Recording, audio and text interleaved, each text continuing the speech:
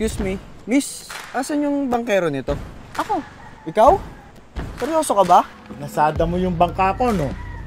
Di ba ang sabi ko sa'yo? Ay, pag hindi ako nagbangka, mamamatay po tayong dilat dito sa bahay. Ang gusto ko lang maghanap ka ng ibang trabaho.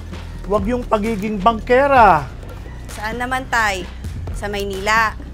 Sa malayong lugar. Ba't hindi mo sinama mga kaibigan mo?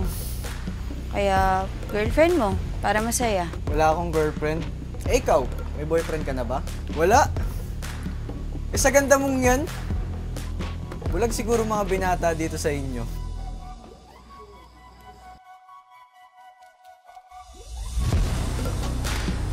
Iliana, daan ako sa inyo mamayang hapon ha. May pinabibigyan tatay ko sa tatay Rodin eh.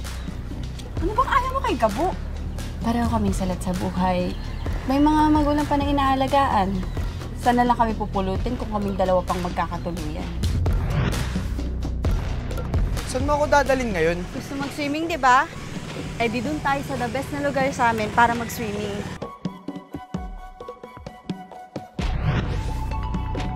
Ayaw mo bang tuparin mga pangarap mo, Iliana? May mundo pa sa labas ng ilog mo. Gustuin ko man. Palagay ko, mananatili na lang na pangarap yan para sa akin.